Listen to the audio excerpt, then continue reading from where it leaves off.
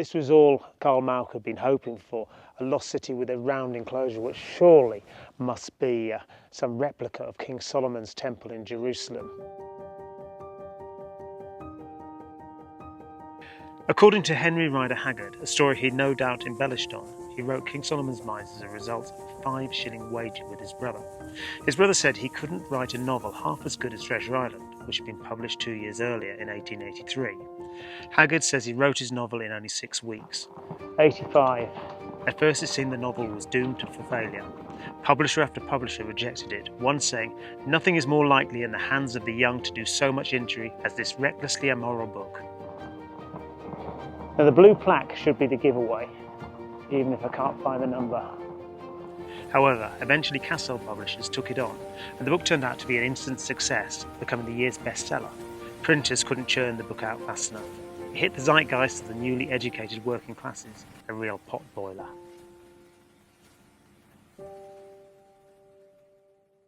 So this is where it all happened. There's a blue plaque there saying Henry Rider Haggard lived here, and I know that he was living there the same time that he wrote the book King Solomon's Mines, and this led on to the Indiana Jones and Tomb Raider stuff and a whole genre of fiction.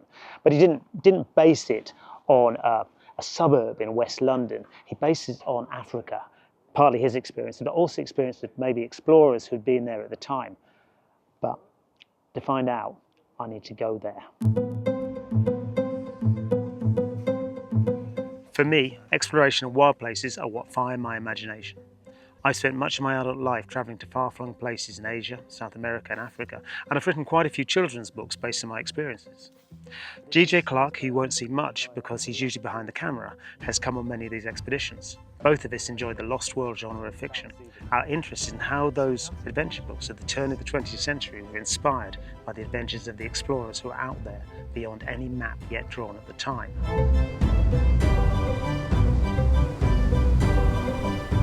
Haggard wrote King Solomon's Mines very quickly and had his day job as a lawyer to keep him busy too. Although fiction, it is our contention that he was writing that book directly based on his own experiences and the real-life stories he heard in Africa just 5 years before. Durban, the start of all journeys. This is where the explorers in King Solomon's Mines set out on their ox wagon to go into the interior and ultimately into the unknown. This is where Rider Haggard landed in 1875. And this is the start of our journey to drive across South Africa in search of the places that inspired Haggard to write that book. King Solomon's Mines is a classic quest story. A group of explorers follow an ancient map through the wilderness, crossing perilous terrain and encountering ferocious animals and hostile tribesmen to get to a mystical treasure. Crossing first the savannah and a wide expanse of desert, then traversing a snow-capped mountain range, the explorers arrive at a plain inhabited by a tribe, the Kukwanas, who were ruled by a wicked king and his advisor, the sorceress Gagool. The explorers' technology, guns, eyeglasses, false teeth, are unknown in Kukwana land, and seeing the danger they're in, the explorers trick the local tribesmen into thinking they are gods. But Gagool sees through these ruses. In a show of power, she instigates a witch-finder ceremony to identify and kill any dissenters. When one of the explorers reveals himself to be the rightful king of Kukwana land, a battle ensues. The exploring party are triumphant. They are taken past an ancient diamond mine to a cave in which lie King Solomon's jewels. Skeletons in caves, sliding walls, wicked tribal sorceresses, one near-death encounter after another, familiar stuff these days. The thing is, King Solomon's Mines was the first of this type. This was the time when real explorers were bestsellers. Haggard's stories were even more exciting. In 1875, Rider Haggard came up here with Sir Henry Bulwer, who was the governor of Natal, and his job was really sort of dog's body, almost like a work experience placement, where he organised functions and receptions. What he loved to do was ride out into surroundings. Now, he was based in Government House, which is somewhere over where the red-roofed buildings over there. Would have been a tiny place then, dry, dusty streets on the grid pattern, and Government House and around here would have been the rich area at the time. Rundown sums it up. It's immediately clear that in the years since Haggard came here, Peter Maritzburg had a heyday when imposing Victorian courthouses and statues were put up, and the city has since declined. Urbanisation is creeping into the hills where Haggard would ride out to explore in his free time. Eucalyptus and sugarcane plantations now cover vast areas of the surrounding mountains. But there is still some wild out here, places which still look like the Kukwana land of King Solomon's mines. I drive out to the Karkloof Mountains, leave the car and set off into the hills on foot in the hope of finding evidence of the descriptions of Kukwana land. Haggard's first year was basically in Pietermaritzburg Government House, but he met a guy called Shepstone, who was in charge of sort of indigenous affairs, who gave him the opportunity to go on several expeditions. This provided him the idea of the mountains for Kukwana land, because he describes Kukwana land as a land between two sets of mountains. So there's the first set that they get over, which is Sheba's Breasts. They climb down that for all sort of misty forest and waterfalls and streams and things, then do the main Kukwana land, and then there's the mountains at the other end. So the mountains around here would have been his reference, because these would be the places he went to and he knew well, and you can certainly see this in the vegetation he describes. People we meet say the peaks of the Drakensberg Mountains, which are snow-capped in winter, are visible from this area where Haggard lived and explored when he first arrived in South Africa. Fictional Kukwana land sat in a plain between two ranges of snowy mountains, not too different from the area Haggard spent his first years after arriving in South Africa. Its people, the Kukwana tribe, seem remarkably similar to the Zulus who inhabit the area around here. Haggard travelled through Zulu land on several occasions and was fascinated by their customs and their warrior code. Their mode of dress, their rituals, and many words from their language made it into King Solomon's mines. I've come to one place he describes in great detail in his diaries called Pagati Kop. On arriving, I make some inquiries and I'm brought to meet the Zulu prince, but first I have to attend an open-air Shemba church service to wait for him.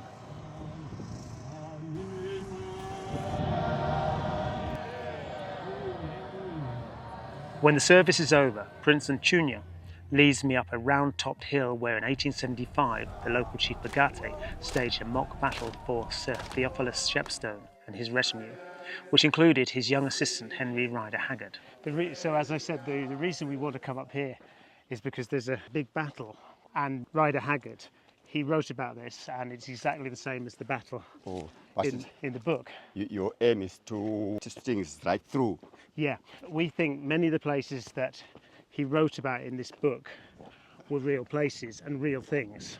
As we climb onto the top of the Kop, I question the prince on whether he knew anything in the book King Solomon's Mines and its connection to this place. I think you left to me to read it. Yeah, well, I'll give you this one. Okay.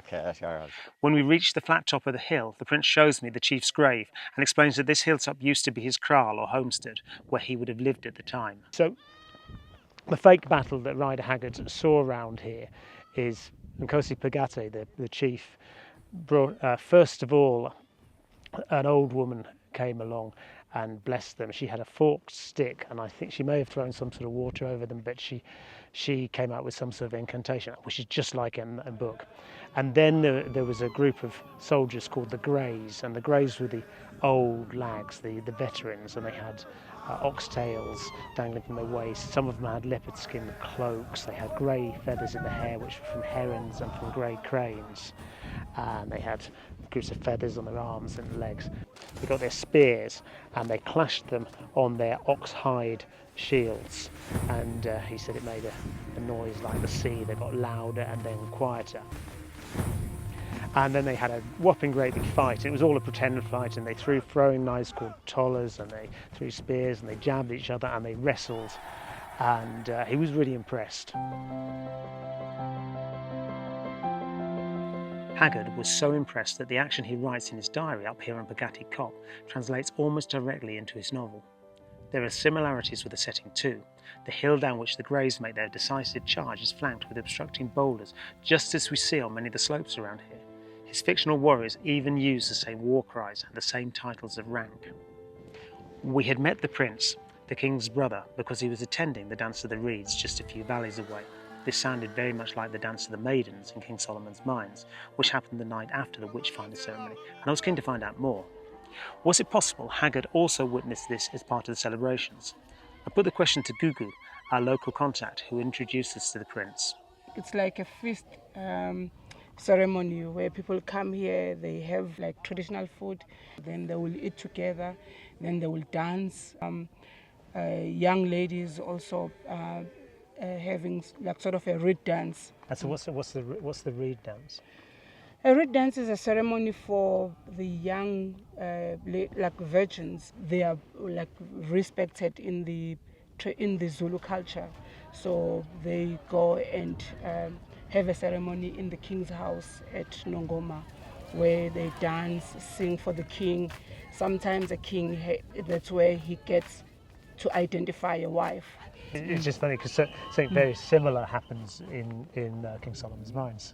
Yes. What a day. The links I discover between Haggard's reality and fiction go far beyond what we'd presupposed, in particular with what the prince told us. But there's no mentions of diamond in all this action. In the novel, Quatermain notes that diamonds are much lighter to carry than gold, but it's more than convenience to carry that brings the gems into the book.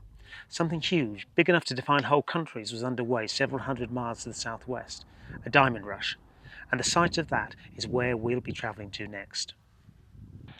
We're at the big hole in Kimberley, and this place would have been an anthill of human activity in the 1870s when Haggard was in Natal. Everyone would have known about it. Fortunes were being made, and he brings it into his book. In the end of King Solomon's Mines, Solomon's Road loops round on both sides a big pit with this blue clay, and this clay signifies really that there's diamonds there, and at the end of there's the three colossi statues and the entrance to the mines. Talk of the ongoing diamond rush at Kimberley would have been on everyone's lips when Haggard was in South Africa. This was the epicentre of the rush, the big hole. This place, before it filled with water, would have been swarming with diggers at the time. Notice the blue colour.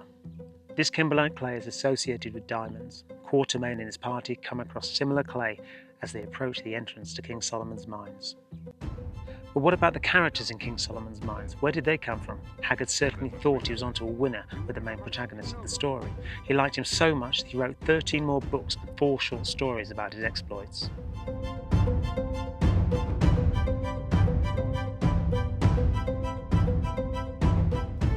So the hero of the story is the aged elephant hunter Alan Quatermain, and right at the start he sets out his story by saying, for all these years I have been hunting, fighting, trading and mining. Now, Rider Haggard lived very much at the fringe of the wilderness where there would have been no ox wagons going out with elephant hunters and miners coming in from Kimberley, and he based Alan Quatermain as a composite of all these characters. He also read a lot of the explorer accounts that were coming out at the time. These were must-read books.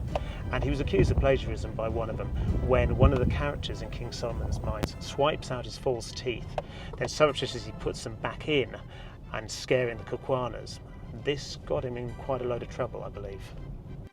It is highly likely that the narrator of King Solomon's Mines, elephant hunter Alan Quatermain, is part based on them.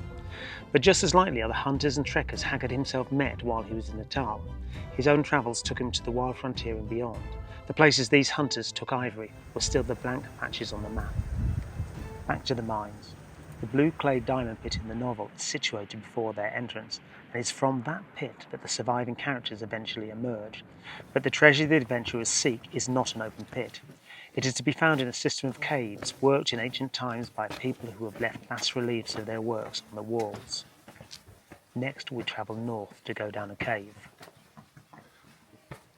The climatic scene in King Solomon's Mines is in the mines themselves, where the explorers go in and then are trapped in by the sorceress Gagul, who drops a sliding rock which seals them into the chamber. But they manage to find a subterranean river which they wade and eventually get out to the surface. Now, there were caves like this being found at the same time that Rider Haggard was based at Pretoria, which is not too far away from this cave, and they were geologists exploring out to basically look for the diamonds and the gold that might be inside here. Travelling the huge distances across modern-day South Africa is much easier than in Haggard's day. Journeys that take me hours by car were expeditions in their own right. Haggard himself usually rode on horseback. Expedition gear went by ox wagon, slow and sure but not susceptible to the deadly tsetse fly, which in some areas rendered travel by horse inadvisable. This is the same form of transport the 4 men use in the book at the start. Much of the terrain covered was grassland veldt, and at that time there were still healthy populations of antelope, which Haggard enjoyed hunting. This also appears in the early chapters. We followed Rider Haggard's journeys across South Africa, and we've seen so much of the contents of the book based on what he experienced out here from the African bush and the snow-capped mountains, his meetings with Allan Quatermain-like characters and the Zulu culture. We've seen the diamond mines in Kimberley and the caves. But we feel there is just one thing missing. The book is called King Solomon's Mines. So what has a biblical king got to do with this? We did a bit of reading around, and we decided the next part of the travel we have to go to Zimbabwe. According to the Old Testament, King Solomon surpassed all the kings of the earth in wealth and wisdom. He is known for his temple in Jerusalem, whose walls were reputedly covered with gold. The Bible describes that the Queen of Sheba came with a very great train with camels that bear spices and very much gold. And she gave the king 120 talents of gold, and of spices very great store, and precious stones. The source of this wealth was a place called Ophir, and treasure ships would arrive in Israel every 3 years to deliver that gold. Surprisingly, there is no archaeological evidence of Solomon and Sheba, though Solomon's father, King David, is mentioned on an ancient Egyptian tablet. The location of Ophir remains unknown. This did not, however, put off treasure seekers from the classical Greeks to Renaissance Portuguese explorers trying to find it.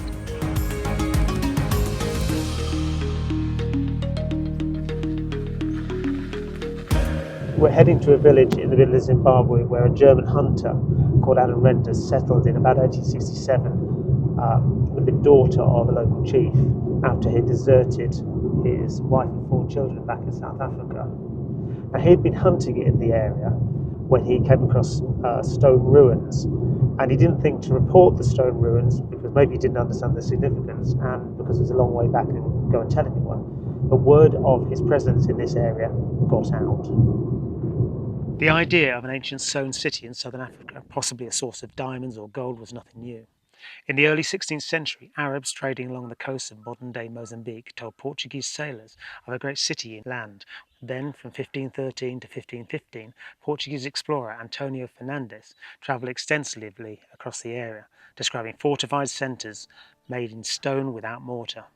The Portuguese likened this to the biblical Ophir, the supposed source of King Solomon's wealth. The rumours grew.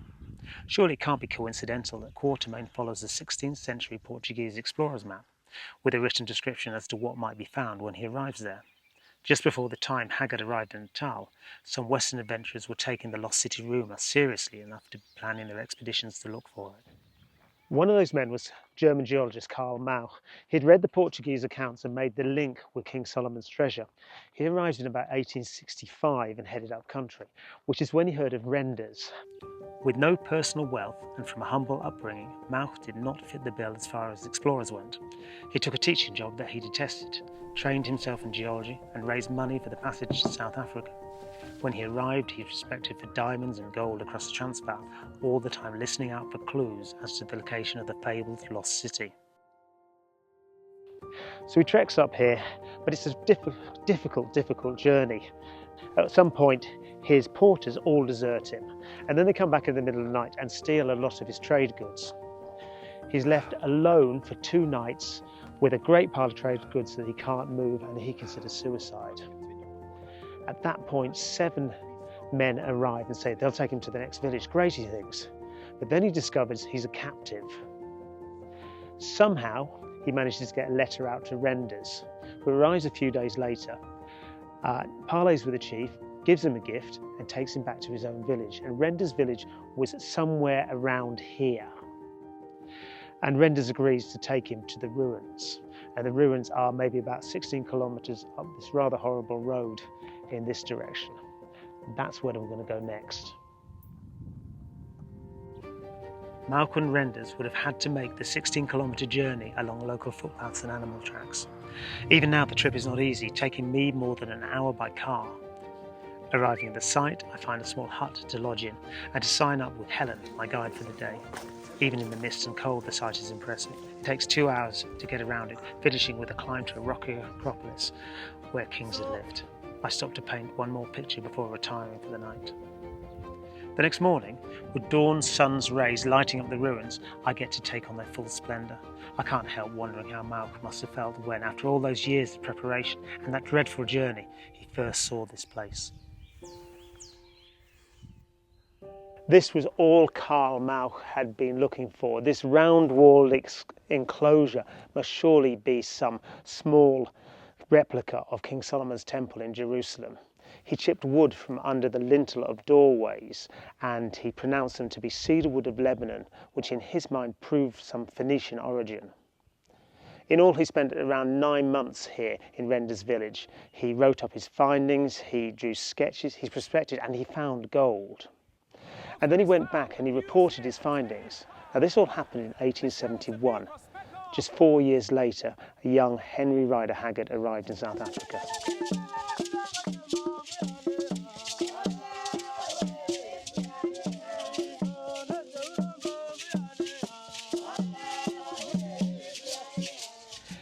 Built by the Phoenicians, or at least some other contemporaneous Middle Eastern culture, that was a consensus of opinion at the time.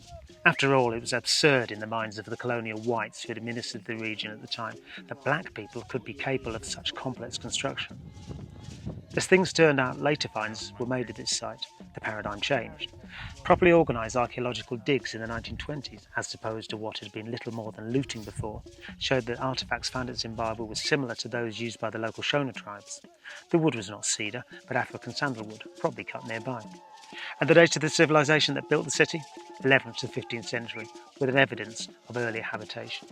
It was nothing at all to do with King Solomon of Fear, not that the book had made any difference for the inspiration behind Rider Haggard's book, as it all came a long time after the book had become a sensation.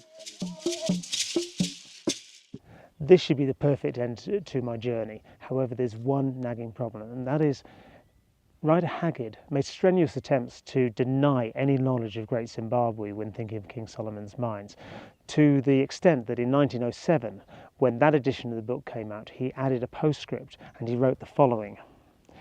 Imagination has been verified by fact. The King Solomon's mines I dreamt of have been discovered and are putting out their gold once more, and, according to the latest reports, their diamonds also. The Kukuanas, or rather the Matabele, have been tamed by the white man's bullets. But still, there seem to be many who find pleasure in these simple pages. For this, I need to speak to our researcher back in the UK, who I have asked to dig a little deeper. Hi, Blakeney. We've just walked down the hill and seen some really huge antelopes. Oh, cool. I can look out the window and see a pigeon. Right. So we've been going around tracing up Rider Haggard's story and Mauch's story as well. And what we don't understand was Rider Haggard must surely have been aware of Mauch's discovery of Great Zimbabwe, and yet he doesn't even acknowledge it in any way. Have you got any ideas why that is? Well, I think there are several reasons that it could be. Conceptions of sort of copyright had changed massively over the course of the 19th century, from the 30s and 40s when authors like Dickens were plagued by these sort of like plagiarised versions of their work and plays being put on, and there was very little laws to protect them, to then the end of the period where Haggard is writing, and authors are sort of losing literary reputation for being accused of plagiarism. I'm absolutely convinced that Great Zimbabwe ruins provided inspiration for King Solomon's Mines. In his time in Natal, Henry Rider Haggard could hardly have failed to hear about the Germans' discoveries, which certainly would have been in circulation around the British Empire at the time. He might even have heard about Adam Renders. There's no way of knowing. The only main feature I haven't been able to find inspiration for is the desert, which Quatermain and the others crossed before reaching Sheba's Breast Mountains. Haggard did not travel to any desert during the stay in Natal. Perhaps it was based on the Namib, and there certainly would have been no shortage of travellers who'd been there at the time. Probably the desert scenes came straight from his imagination, and as we've seen from the book, he certainly had a vivid one. We've come to the end of the trip. We've chased Henry Rider Haggard's journeys around South Africa, and most recently we've been to Great Zimbabwe, and he was at odds to say he knew nothing about this at the time. But the thing is, King Solomon's Mines was fiction, and fiction is made up. I write books, and some of those are fiction. And those ideas always come from germs of thoughts that you've had, and that comes through your lived experience. And Rider Haggard had been travelling in the African bush. He'd met the Zulus. He was aware of the Kimberley Diamond Rush and of Zimbabwe and of the wildlife around here. He wrote that book in just 6 weeks, and my thoughts are all his ideas came up into a perfect storm. So he must have been fizzing with ideas. He knew the African stories of exploration, but he did one better, because fiction is always more interesting than reality. And he made the reality of an African exploration trip with all the added extras to make the fantastic book that is King Solomon's Mines.